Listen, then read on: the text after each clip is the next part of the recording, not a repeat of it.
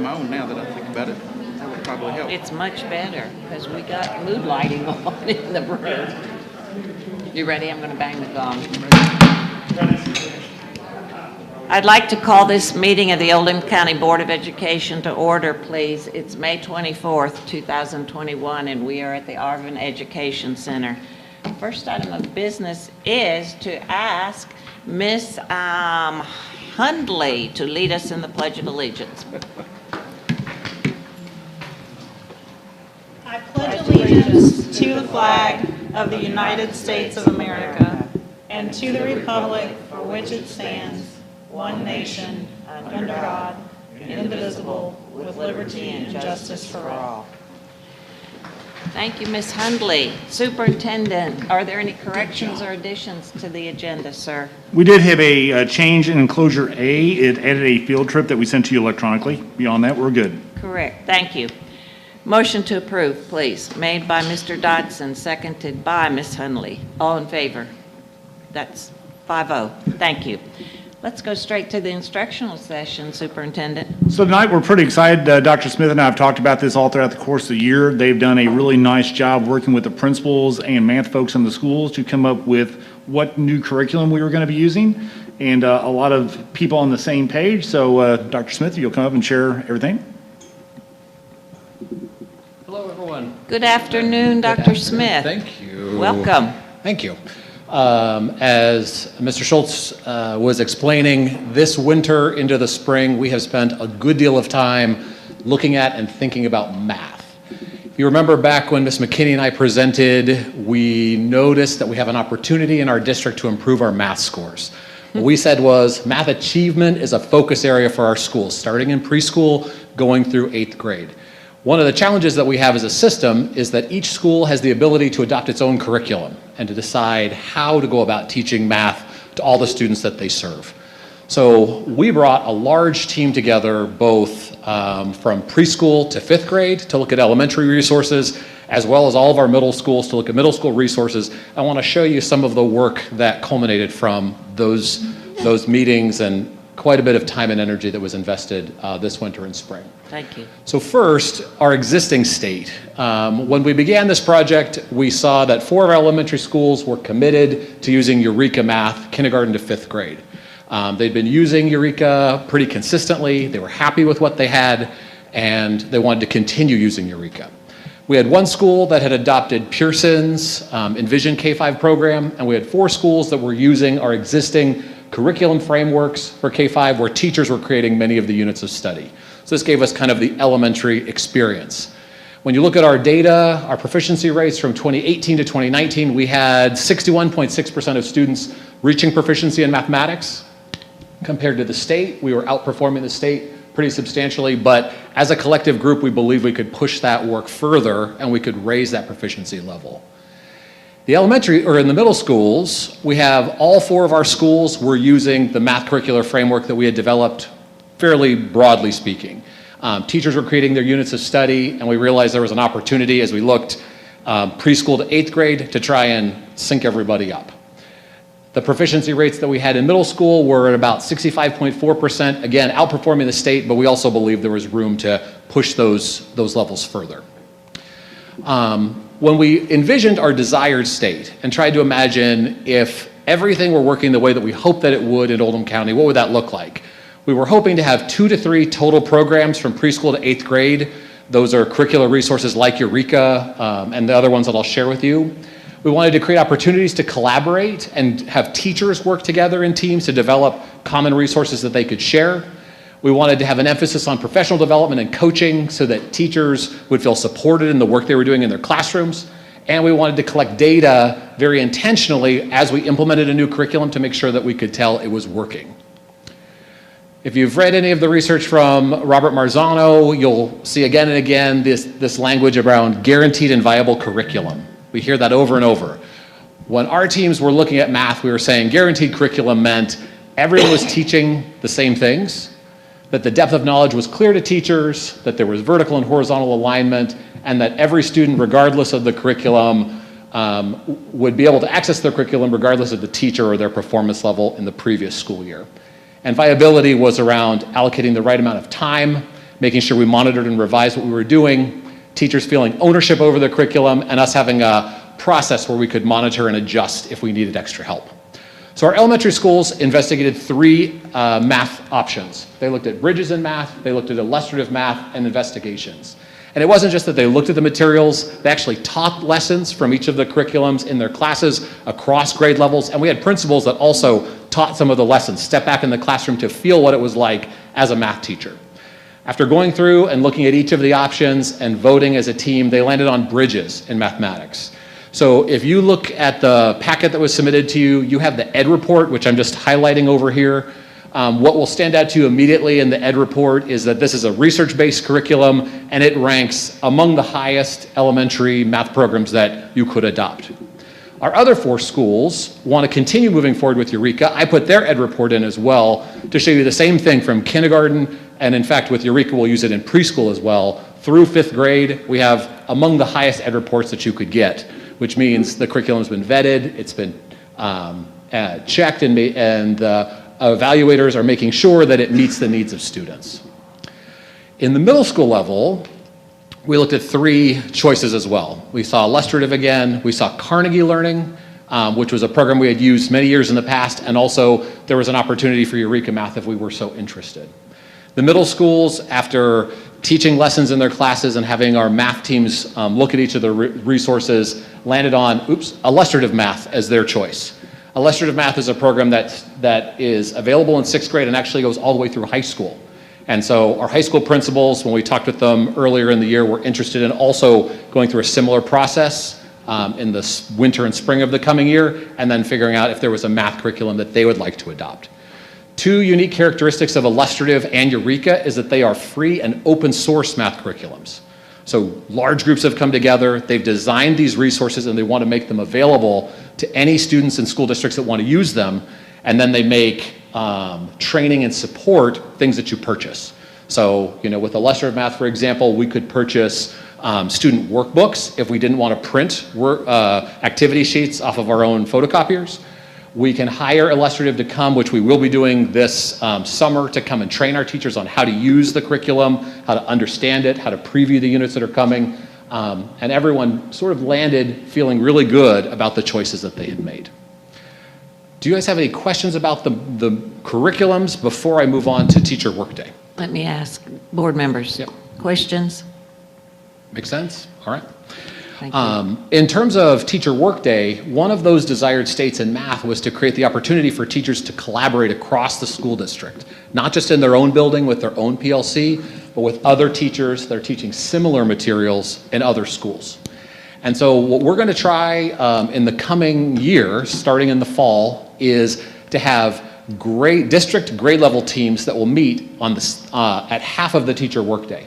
So in a normal 6-hour day in the morning, we will have one group come together, elementary, in the afternoon, secondary, and we'll have all of the 1st grade teachers from all of our elementary schools come together to collaborate at one campus with the support of both their leadership and also their administrative teams. And they are going to work and focus on math and sharing math resources. We're going to do the same thing with our secondary schools. Now this gets a little bit more complicated because by grade level and subject, you have lots of leads and lots of different curricular materials that are coming together, or teams that are coming together. But you could imagine 6th grade social studies teachers getting to know each other across the system and working together at each of our Teacher Workdays over the coming school year. It would be each of the grade levels and their content areas. I wanted to also just put a shout out and thank all of the people that are listed on the screen as folks who looked at materials, that tried teaching them in their classrooms, and the school leaders that helped to guide their teams to the decisions that we made. Did you guys have any questions for me? Questions, board members?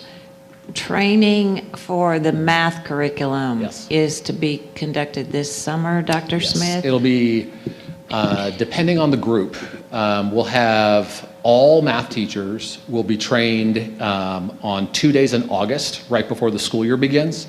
We'll also have lit coaches and some other groups that'll get some additional help before that starts. Part of our ESSER funding is to create 3 positions, which are math recovery specialists, 2 at the elementary level, 1 at the middle level, that will help guide those teams of teachers and be present in the schools. Because what we're really trying to do is make sure that teachers feel supported as they try using something new, not just giving them something and hoping for the best. And then we will create a process on teacher work days and also working with our leadership teams to gather data on the implementation of the curriculum and to help adjust if we run into difficulties or challenges. Hold that thought. So who is knowledgeable enough in the Bridges and the illustrative math programs to do the training in this district? That's a very good question. So we will hire folks from Eureka, from Illustrative, and from Bridges to come and train our teachers. So it'll come from that group. All right. And then once those people are trained, like for example with illustrative math at the middle level, we will have other things that are built into the school year, and those are usually done virtually. So yeah, there'll be a whole sequence of training that'll be available for everybody. All right. But it comes from those companies. Mr. He Dodson. just answered my question. Oh, okay. Thank you. Mr. Woosley. Do you know what teacher workday you're going to be using for this? So it would be half of each of the teacher work days in the coming year. So each of the 5 that we have set aside, a portion of the day would be spent back in the homeschool, and a portion of the day would be spent collaborating across the district. I'm just looking at those dates, and I wanted us to be able to ask the site-based councils when they got here how Yep. this has worked out so far. So, Yep. next question, if that's okay, Yes. is what steps did you go through to settle on these 3? And what kind of buy-in did those site-based councils have when those schools were selecting those? Yep. So it started with teachers. So if you take a look, and I'll share the slide deck with you right here. So at each of our schools, we had both the principal and also lead teachers across different grade levels that came together as representatives of multiple schools. They were the ones who were testing the curriculum and giving feedback on it. The principals then went back to their site-based councils to share the feedback that they had received from this process, and for their site-based councils to agree to adopt the curriculum. So it was led by the principals. Can I ask a question to tag on to Mr. Woosley's question? So the schools that are using Eureka will not be involved in additional math training in the new programs, or they will be involved? They will not be involved in the training on these new programs, but we contacted Eureka to offer additional training and support to their teams also, so that everyone gets to All right. benefit from the curriculum. And is there a reason that those schools are staying with Eureka? It's that they really like it. They like it, and they like the way that it's been working in their buildings. So they look at the research base, they feel like it's meeting the needs of their kids, and what we're trying to do is to wrap around and provide additional support so the teachers can take their teaching and that curricular work to the next level. Dr. Smith, do you know which of those elementary schools are still using Eureka? I do. Can you share that with the board? So it would be all of the schools not listed on this screen right here. So Harmony Elementary Harmony. School is one. LaGrange LaGrange, LaGrange. On there. And Locust Grove. and preschool. All right, It's on there. And the preschool is going to be using Eureka at the preschool level. all right.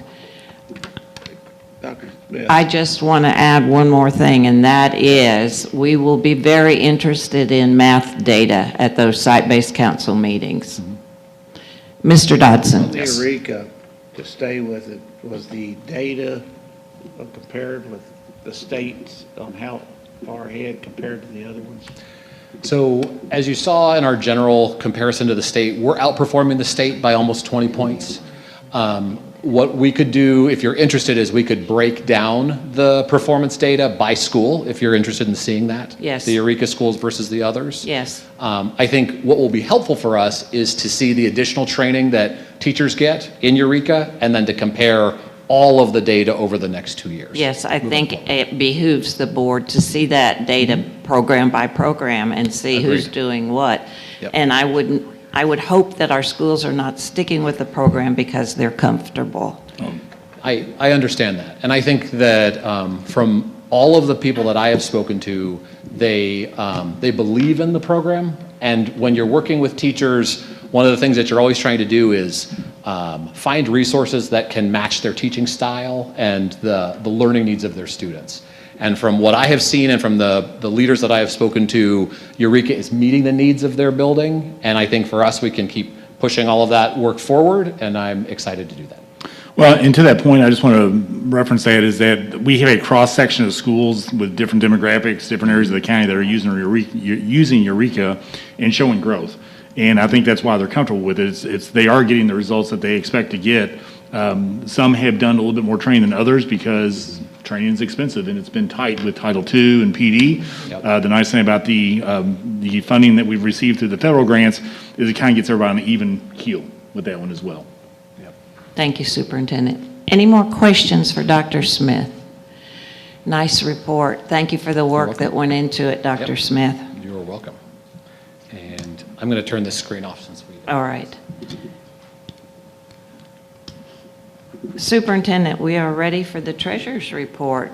Ms. Anderson's in the house. I saw her earlier. I don't see her. She Oh, there is she in is. the house. Come on down, Miss Anderson.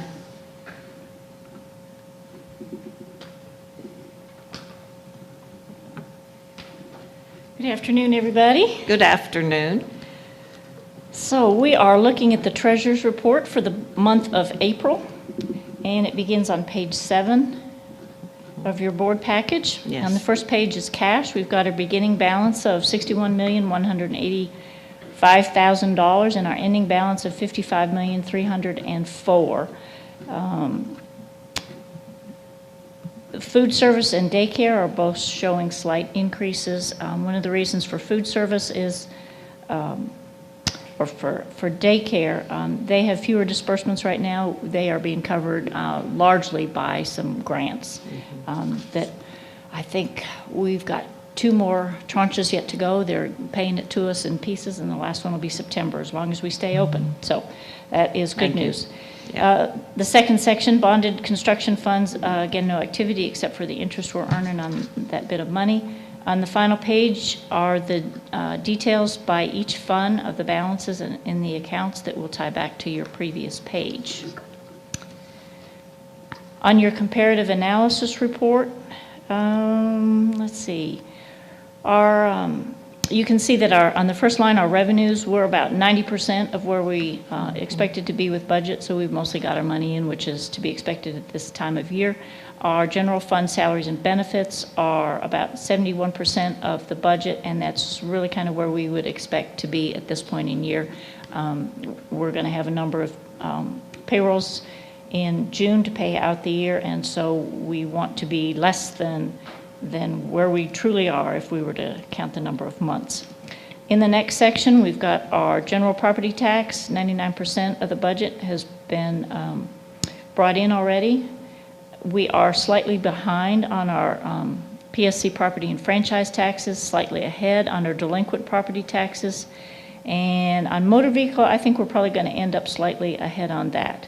We are on target for utilities and SEEK, and in the next 2 sections for the building fund and the capital outlay, we are on target for those as well. On the following page is the revenue in detail by account and showing the history over the past 4 years. If you look at the grand total, current year, fiscal 21, year-to-date is $78.4 million.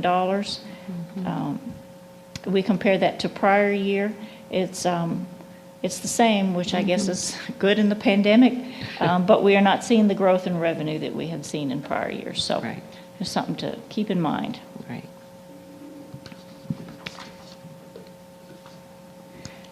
On page 12, we have the expenses by category. And really, there's not too much that's too significant on this. If we'll just go to the summary page on page 19.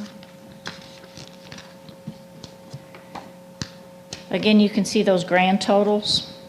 And if we look at current year actuals, we're at 63 million. Do remember that we've got $2.2 million that have been pulled out for the grant, the SEEK replacement grant, and that brings our actual expenses from the general fund up to $65.5 million. And if we go back a column and look at last year, we of course had the $2 million in there for the one-time fringe benefit, and that brings those costs to $65 4. So we are very close to what we were spending last year. We're pretty flat. The thing to remember is that this year we've got no PD, no travel, and we've got reduced diesel, utility, and school paper costs. So I would expect those costs to go up next year as we get back on track, which is where we want to be. Following report is the expenses by function. Nothing really significant to let you know about on that page. Page 24, we've got the detail for the SEEK replacement grant that just helps you understand the expenses a little bit more. Following page is the bonding potential. That has not changed. And then on page 26, we have the balance sheets. There are just a couple things I wanted to bring to your attention on that. On page 21, you may see a new fund, or on page 28, you may see a new fund, and that is Fund 21. And this is the District Activity Fund. We have 2 options from the state. They allow us to pick Fund 22 or Fund 21. We have historically used Fund 22, which is a multi-year fund, and so those balances accumulate, and over time, we're going to look like we've brought in $1 billion, and it's really not the case. So we're going to go to the annual fund that is going to be, I think, a little more reasonable and transparent to read. We only have, it's not new money, it's just a transfer of money. Now, the money that you do see there, in there is $192, and that is representing some CAPA income. So we're kind of starting slowly, and over the next year, we'll be moving. Our intention is to move everybody over there. Oh, I hope that's not my phone. Okay. And then a little part farther down on page 37, I don't know if I've brought this to your attention before, but these are our fiduciary accounts. That means we're holding money for, usually for scholarships or another type of donation. And I just wanted to let you all know that we have fully paid out the Brian Dula Scholarship from South Oldham High. So we just have one item left in there at this point. And then on page 40, we have the income statements by fund for your review, and that concludes the treasurer's report. Excellent. Thank you. Questions, board members, on the treasurer's report? Motion to approve, please. Made by Mr. Kehoe and seconded by Mr. Woosley. All those in favor? And that's 5-0. Thank you, Ms. Anderson. Can you walk us through bills and claims, please? Yes, on page 97, we begin the bills and claims, and this is a list of the invoices since our last activity. Our invoice count is 1,474, and our dollar amounts are $6.9 million. If we compare that to last year, we had 700 invoices and $4.1 million in expenses. That was the beginning of the pandemic, really not a good representation of things. But if we compare our invoice count back to 2 years ago, we were at 1,500 invoices. You may have seen some different types of expenses this month. We have some refunds of kindergarten fees. That registration process had begun before we were aware that the state was going to be paying us for full kindergarten. So we are paying those parents back who have already funded that. So that's Excellent. one item that's different. Another item that's different is we are paying back to the state. We're paying payments for CERS retirement contributions. There are some people who were not initially eligible for pension and retirement, and the state has now determined that they are, so we owe them our portion of that. Another reason that our dollar amount is so expensive for our bills and claims is that we are paying out a lot of end-of-year stipends at this time of year. May 15th is usually our time period to do that, and this will include those May expenses, so we're seeing athletics and academics coming through at this time. You will also see some construction payments. South Oldham High was about $306,000. We got a little bit of Kenwood roofing. Buckner Elementary is about $300,000, and the band towers have been started. Yay. Yay. And there's also some May interactive classroom costs. That budget's about $1 million, and in this group of invoices, there's about $220,000 coming through. So we're getting a start on that as well. And that concludes bills and claims. Thank you. Questions regarding bills and claims? All right, motion to approve, please. Made by Mr. Dodson, seconded by Mr. Woosley. All those in favor, and that's 5-0. Thank you, Ms. Anderson. Thank you. All right, board members, let's proceed. I've lost all my bookmarks. There we go. We are ready to approve some minutes, board members. The first is the set of minutes from April 26th, the regular board meeting. Any corrections or additions? Motion to approve. Made by Mr. Kehoe, seconded by Mr. Dotson. All those in favor, and that's 5-0. We had a special called meeting on May 11th. Corrections or additions? Motion to approve. Made by Ms. Hunley, seconded by Mr. Woosley. All those in favor, and that's 5-0. Lastly, we had a special called meeting on May 18th. Motion to, are there corrections or additions? Don't let me jump the gun. No. Motion to approve. Ms. Hundley, seconded by Mr. Dodson. All those in favor? And that's 5-0. Thank you, everybody. Superintendent, we are ready for your report to the board on personnel actions. So as I predicted the last couple of months, it would start getting heavy again. At this time of the year, folks are deciding what they're going to be doing next year. So we have resignations, retirements, and some non-renewals in there. That list is obviously much heavier than it was the last 2 months. Really nothing out of the ordinary here on this, just the standard flow of the school year. Any questions for the superintendent on this report? Comments? All right, thank you, sir. We are ready now for the consent agenda, and we have items A through L. Your recommendation, sir?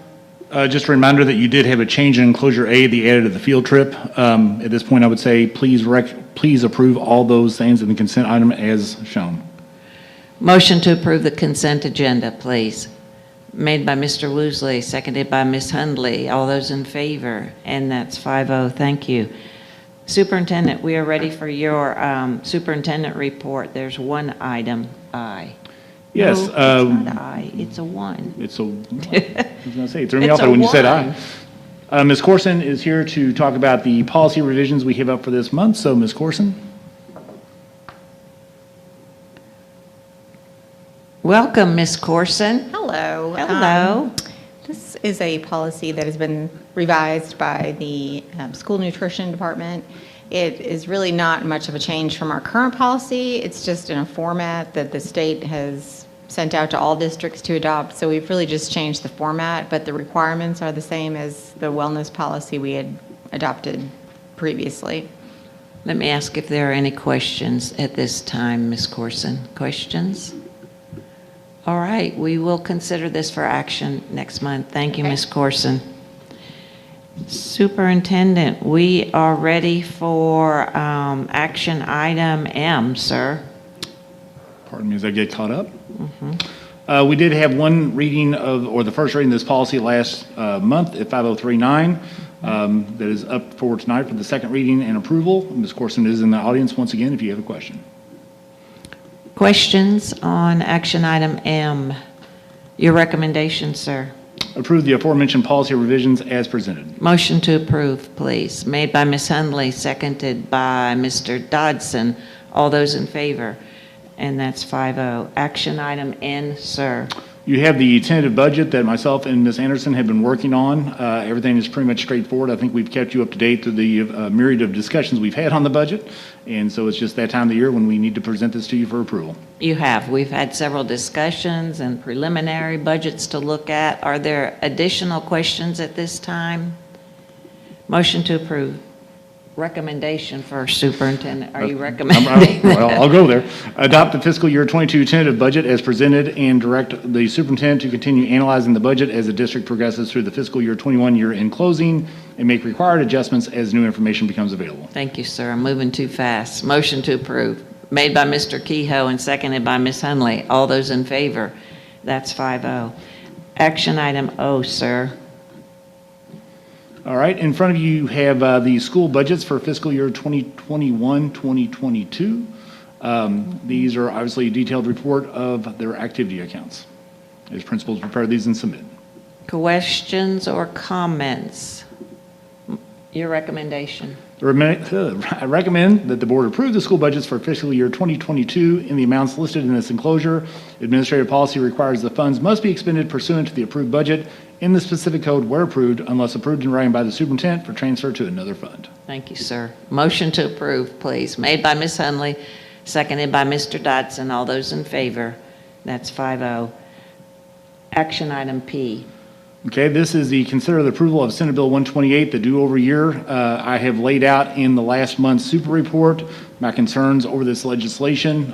Had multiple discussions with the district administration team, with school level administrators. We've considered multiple factors, including what we're offering for summer school remediation, enrichment options, the use of extended school services throughout the next year, and the ability to hire interventions through ESSER funds for all schools, and the overall state of student growth throughout the academic year to form an educated recommendation on the adoption of Senate Bill 128. The team is also very much aware, and I've tried to make you all aware of the potential negative consequences of retention on students' long-term emotional and academic status. Yes, you have. Are there additional questions or comments at this time, board members? So your recommendation, sir? At this time, I would not recommend that we adopt Senate Bill 128 as district policy for 2021-22. Motion to approve the recommendation made by Mr. Dodson, seconded by Ms. Hundley. All those in favor? Any opposed? So that's a 4-1. Thank you, board members. Action item Q, sir.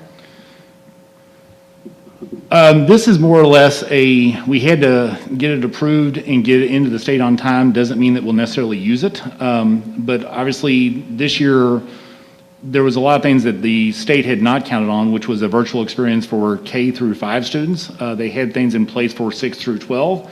And not saying that we would do a virtual next year, but if we did not have this waiver filled out, submitted to the Board of Education, the Kentucky Board of Education, and our board to approve it, we couldn't do it. So just to cover all bases, knowing that we still have discussions to be had on whether or not there'll be a VLA next year or not, this is what this is. Thank you, sir. Questions on this action item? Your recommendation, sir? Approve the administrative regulation waiver described above. Motion to approve, please. Made by Mr. Woosley, seconded by Mr. Dodson. All those in favor? That's 5-0. Thank you. Superintendent, action item R, sir. So immediately after passing the calendar, we realized we made a boo-boo. So we need to amend the fiscal year 2021-22 calendar for primary election day on May 17th instead of what we had listed as May 24th. Yes. Any questions, board members? Your recommendation, sir. Approve the fiscal year 2021-2022 calendar amendment as presented. Motion to approve, please. Made by Ms. Hundley, seconded by Mr. Kehoe. All those in favor? That's 5-0. And one more, we have action item S, sir. So the state, obviously, this is, surely with the amount of time that we have left, we will not have any other days out, knock on wood, but the state actually makes the board go back and actually approve the actual days that we missed. So this, basically, Michael will submit this to the state after approval that says these are the days that we had school and did not have school, and what were non-traditional days and all this other stuff. It's just their last stopgap measure on calendar for the year. Yes. And I want to thank Mr. Williams for preparing this report. It's helpful to board members, although we lived the last year. It's nice to see them all together, and I thank you, Mr. Williams. Any questions or comments, board members? Your recommendation, sir. Approve the 2020-2021 amended school calendar. Yes. Motion to approve, made by Ms. Hundley and seconded by Mr. Dodson. All those in favor? And that's 5-0. We have 2 information items, board members. Please review those. One is the monthly preschool report. The other is the monthly energy usage report. And we are going to pause here. Can we go ahead and do public expression if anybody's here? I don't know if they are or not. We can. There's not anybody. I don't know. And Gotcha. Thank you. also, it's not on the agenda, note to self. It is. It's on mine. It's No, it's not on not, that agenda. It's on my online agenda. it is Sorry. not on these agendas, so just note to self. Oh, I I must have- breezed right over it. If there's nobody wishing to address the board, we'll move on. We invited our persons being recognized to join us at 5:30. So what I'm going to suggest is that we pause here.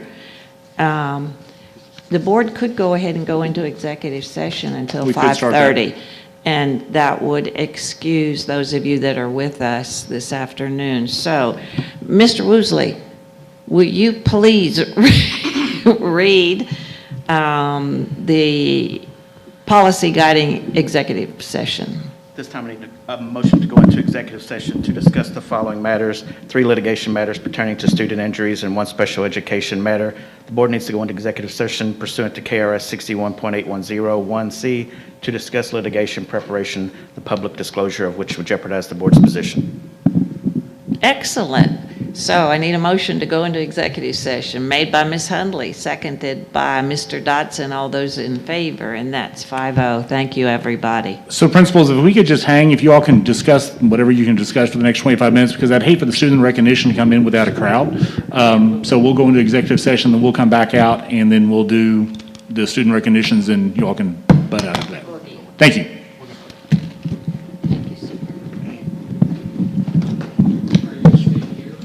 We'll go in there.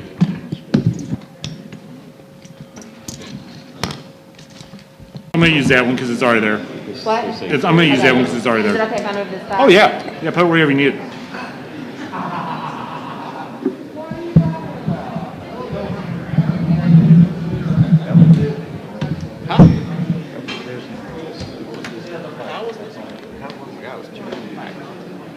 It was too packed. If I could invite the North Oldham High School parents and students to come into the room, please. One seat and out. That'll be the first. I did. Okay.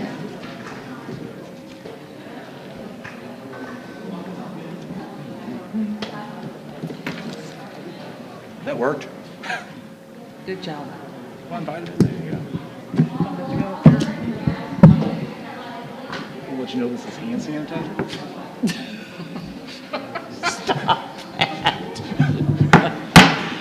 The board has just come back from executive session. Any action coming out of executive session? No action. All right, let's proceed with recognitions, my favorite part of the evening. Come on down, Superintendent. Thank you, ma'am. And it has been a long time since we've had students in the house, so thank you all for coming out tonight. Yes. We are still following some COVID protocols, so we have to make sure we do this a little bit differently. Normally, we'd have everybody in here, and principals would be standing. So we'll not have you standing long. We're going to announce one school at a time, go through all the announcements. Have you come up here. We'll have some picture opportunities. Have some board members helping with certifications, and then everybody will stay here, and then I'll dismiss you as a school, and we'll just kind of funnel people in. So thank you in advance for bearing with the logistical challenges. And if I could ask the audience, let's hold our applause until we recognize the entire group of students. All right, tonight we're going to start at North Oldham High School, and we're going to start with the 2021 Governor Scholars Program. 25 OCS juniors have been invited to participate in the 2021 Governor Scholars Program. Additionally, 3 juniors have been chosen as alternatives from each high school. Selection for the Governor Scholars Program is highly competitive, with an application process similar to distinguished colleges and universities. These students will attend a 5-week summer program hosted by Senator College, Morehead State University, and Bellarmine University. During the program, students will choose an area of study and learn with others from across the state. In addition to the summer program, each student is eligible to receive scholarships to any in-state public university within the state of Kentucky, as well as a handful of private institutions. So this is really a neat honor. From North Oldham High School, please come forward as I call your name and receive your certificate. Rana Abdallah. Okay, not off to a good start. Jonathan Bell. All right.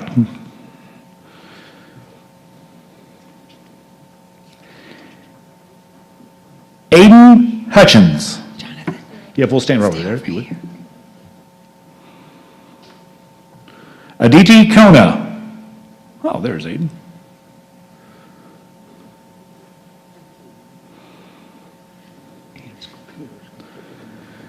David Newhoffen. Did you guys dress alike on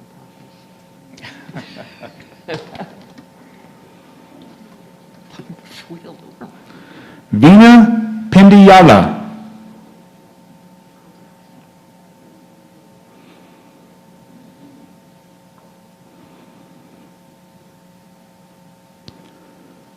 James Proud.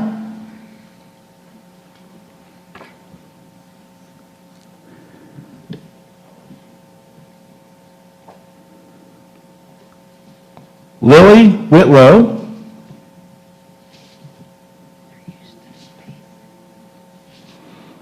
Lily York. And Leah Sanders, alternate. All right, let's give a nice round of applause for the Governor Scholars Program.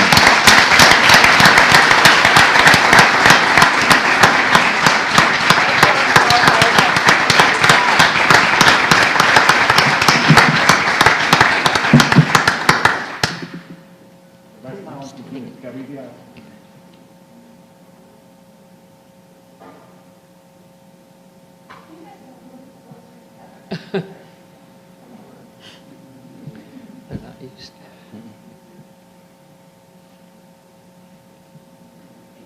So somebody said, hold your certificates up. I'm seeing that doesn't necessary. Everyone wants to see the certificates.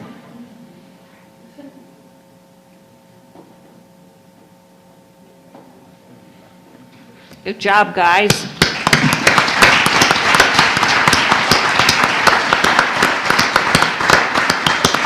Also recognizing tonight the Governor's School for the Arts. 10 OCS students have been selected for the 2021 Governor's School for the Arts.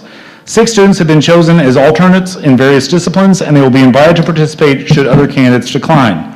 The School for the Arts celebrates the creative talents of students who are interested in fine-tuning their skills with master teachers in various disciplines. GSA is a 3-week residential program that provides hands-on arts opportunities in performing arts, visual arts, and music. Students are selected through a rigorous application process, including essays, portfolio submissions, and live or virtual auditions. Oldham County School students accepted to this year's program to represent instrumental music, visual art, film and photography, creative writing, and architecture and design, vocal music, and dance. Once again, from North Oldham High School, Abigail Fadell. And that is in visual art. Joseph Harrington in visual art.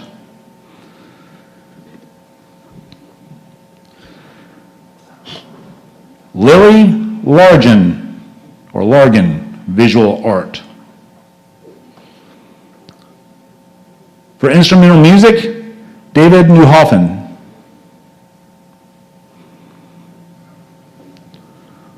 For film and photography, Nicholas Silverthorne.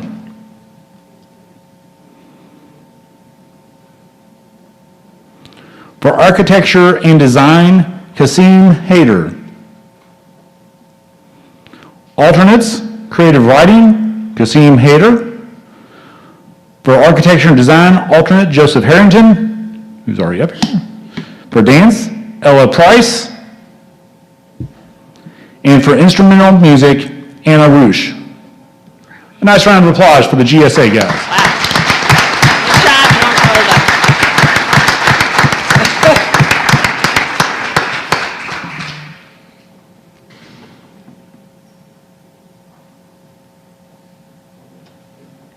David, you're a double dipper. Oh, yeah. Which one are you going to? All right. Still working on our list for North Oldham High School, the Governor's School for Entrepreneurs. This year, 4 OCS students who are selected for the 2021 Governor's School for Entrepreneurs. This program is a 3-week camp that brings high school students together to develop business models, design prototypes, and pitch business ideas in front of judges. I do not believe he's in the room, but Kasim Hayder is this year's attendee. Nice round of applause for Kasim.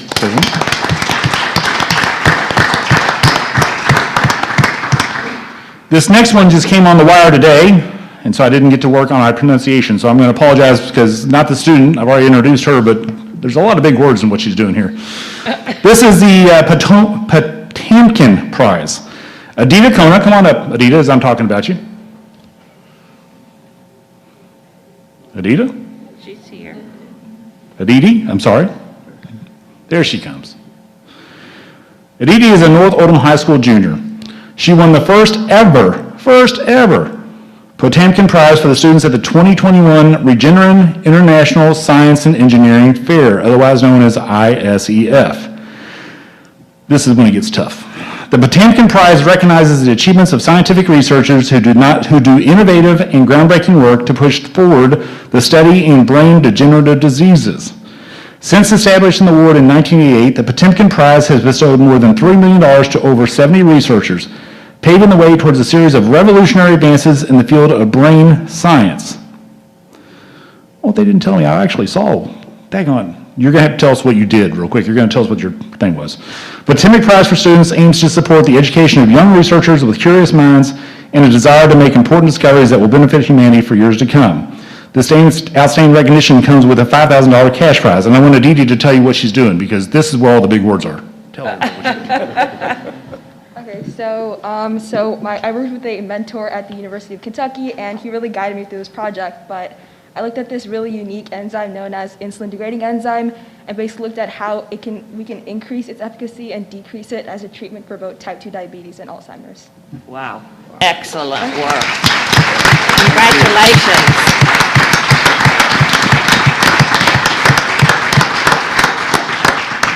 As a junior, I struggled to spell ACT, the exam. Okay, thank you. A nice round of applause for all North Oldham High School students and families. You are free to exit out that door if you would.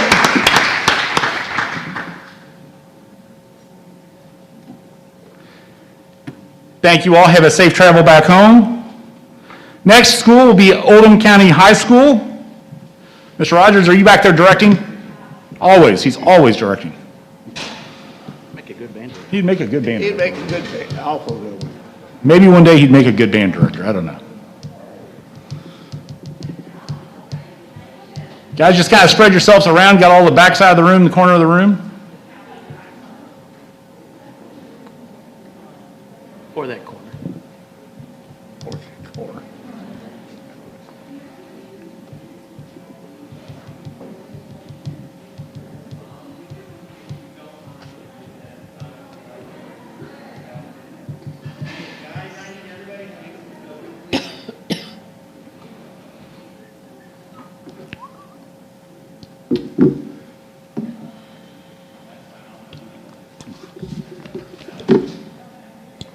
Man, they just keep coming. I love it.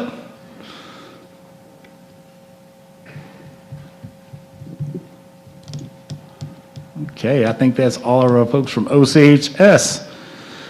Tonight we celebrate several programs for those students from OCHS. The first is the 2021 Governor Scholars Program. 25 OCS juniors have been invited to participate in the 2021 Governor Scholars Program. Additionally, 3 juniors have been chosen as alternatives from each high school. Selection for the Governor Scholars Program is highly competitive with an application process similar to distinguished colleges and universities. These students will attend a 5-week summer program hosted by Center College, Morehead State University, and Bellarmine University. During the program, students will choose an area of study and learn with others from across the state. In addition to the summer program, each student is eligible to receive scholarships to any in-state public university within the state of Kentucky, as well as a handful of private institutions. So, as I call your name, if you would please come forward, receive a handsome certificate from handsome board member Kehoe here, and then we'll make sure we take pictures as well. First, Connor Adams.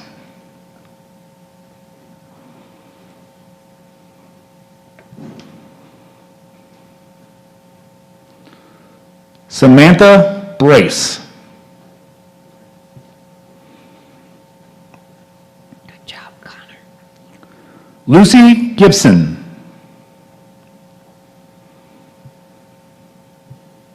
Good job, Samantha. Emma Robson. Accepting for her will be her father, Mark Robson. No, I'm just joking. Good job. Ethan Schuff.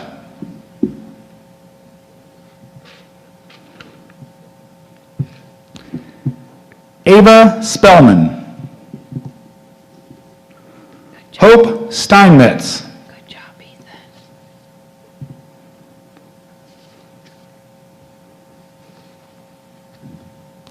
And alternate Brendan Pineda.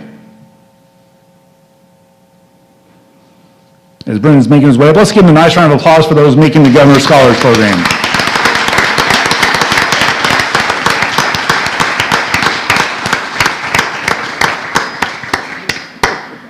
Good job, guys.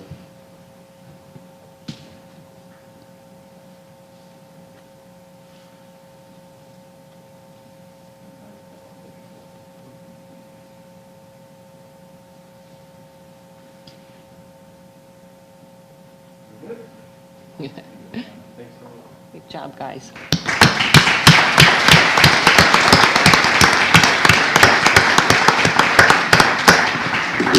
Next, recognizing the Governor's School for the Arts.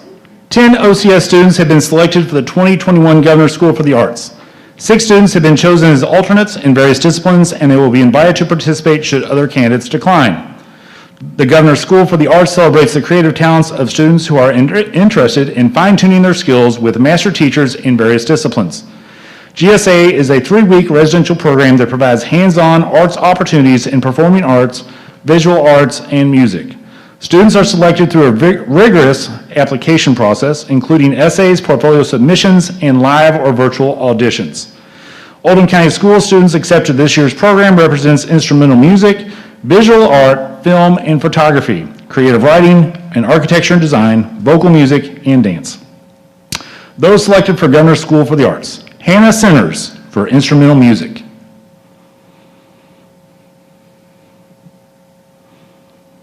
Natalie DeSimone for instrumental music. Good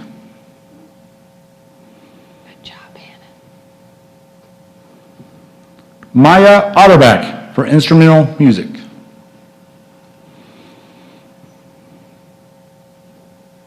Good job. And alternate Leah Bouquet for vocal music.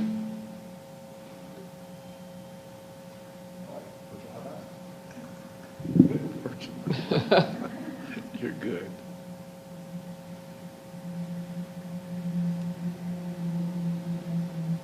Good job. Did you know?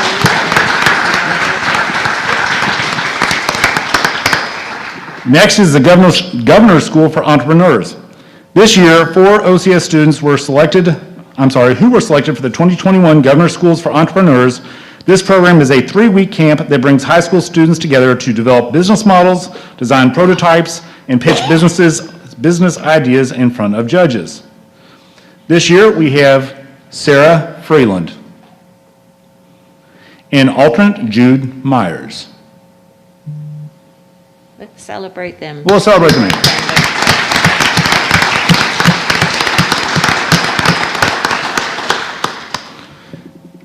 Next is the Commonwealth Honors Academy. 3 OCS students have been accepted into Murray State University's Commonwealth Honors Academy. The Commonwealth Honors Academy is a 3-week academic, social, and personal growth program for outstanding high school students who have completed their junior year. Students are selected based on rigorous academic criteria. Gracie Burrows. Sydney Estes. There we go. All right. You can go ahead and clap because Sydney's on the way up. There you go.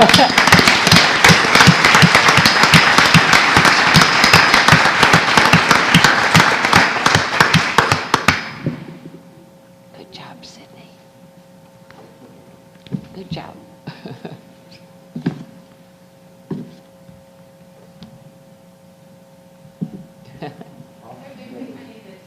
Oh.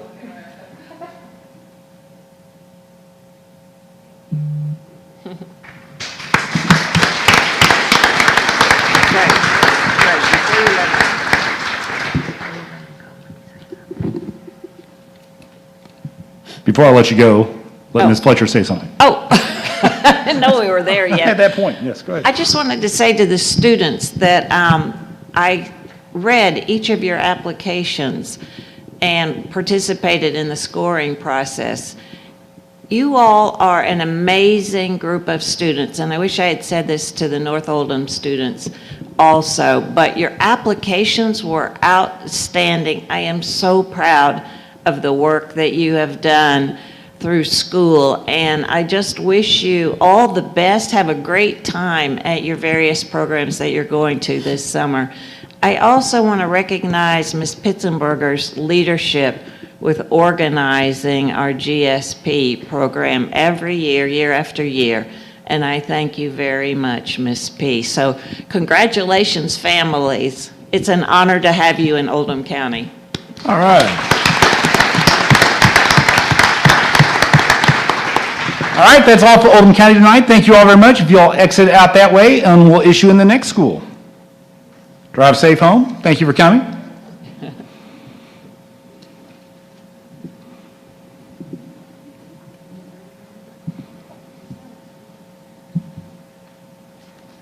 There's Andy. Back in the back. She's looking for him. Okay, if the South Oldham High School parents and students can make their way into the room, that'd be awesome.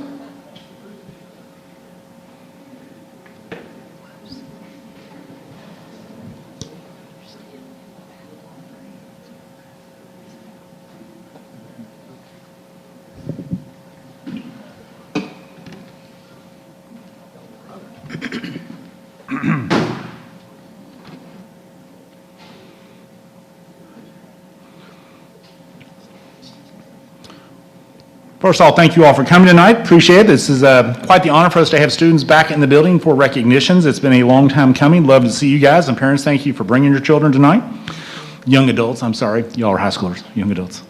All right, starting with the 2021 Governor Scholars Program. 25 OCS juniors have been invited to participate in the 2021 Governor Scholars Program. Additionally, 3 juniors have been chosen as alternates from each high school. Selection for the Governor Scholars Program is highly competitive with an application process similar to distinguished colleges and universities. These students will attend a 5-week summer program hosted by Centre College, Morehead State University, and Bellarmine University. During the program, students will choose an area of study and learn with each others from across the state. In addition to the summer program, each student is eligible to receive scholarships to any in-state public university within the state of Kentucky, as well as a handful of private institutions. This year's 2021 Governor Scholars representatives from South Oldham High School are Riley Burke, Benjamin Durham, Hunter Fackler. Do y'all know these people? Okay, just checking. I'll make sure I got the right list. Jackson Graves. All right, do got the right list. Right, Jackson.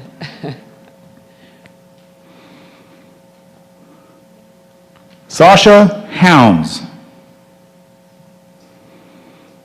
Good job, Jackson.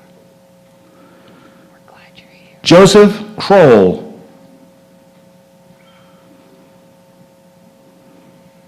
Good job, Sasha. Ella Murphy. Jacob Sturgeon.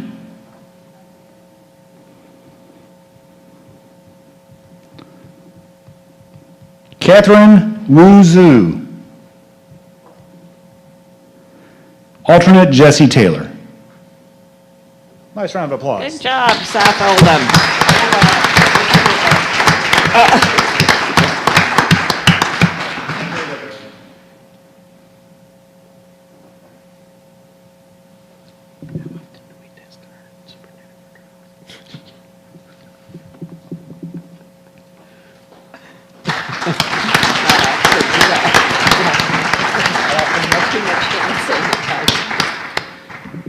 The next would be the Governor's School for the Arts.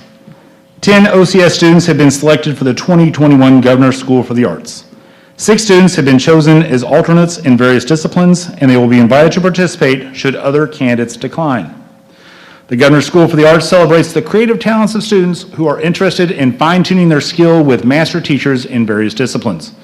GSA is a 3-week residential program that provides hands-on arts opportunities in performing arts, visual arts, and music. Students are selected through a rigorous application process, including essays, portfolio submissions, and live or virtual auditions.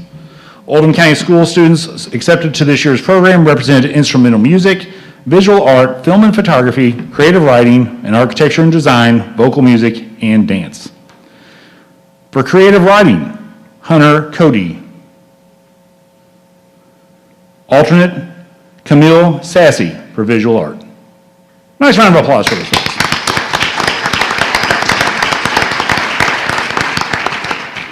Next will be the Governor's Schools for Entrepreneurs.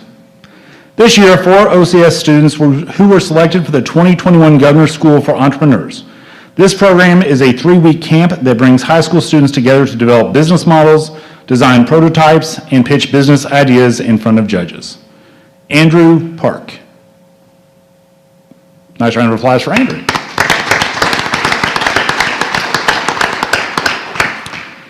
Next would be the Commonwealth Honors Academy. 3 OCS students have been accepted into Murray State University's Commonwealth Honors Academy. The Commonwealth Honors Academy is a 3-week academic, social, and personal growth program for outstanding high school students who have completed their junior year. Students are selected based on rigorous academic criteria. Abigail Buchanan. Good job, Abigail.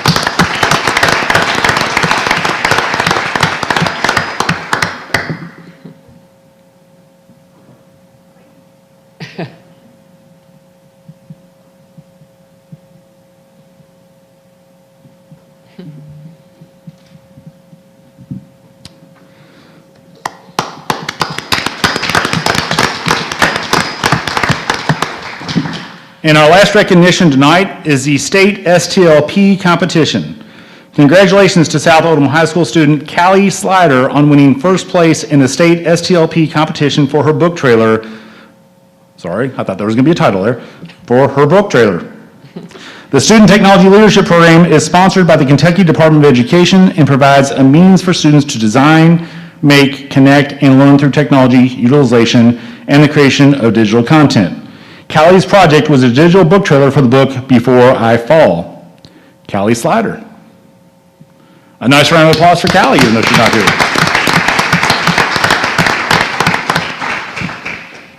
So once again, I would like to thank Ms. Pitzenberger, who is the secondary level director, for her leadership with facilitating the process of the GSP applications. Do you also handle GSA? No. And I want to recognize the hard work that this group of students has done throughout their school career, and families for your support. I read your applications and scored your applications. This was an outstanding group of applications that represent this outstanding group of students. And so we celebrate you tonight, and thank you for sharing this very bright group of students with us families. It's an honor to have you here in Oldham County, so thank you. So one nice last round of applause for the students and families of South Oldham High School.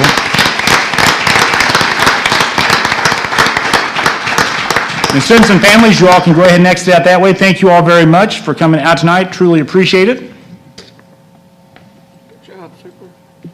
Good job, Superintendent. Thank you, Ms. Hundley and Mr. Kehoe.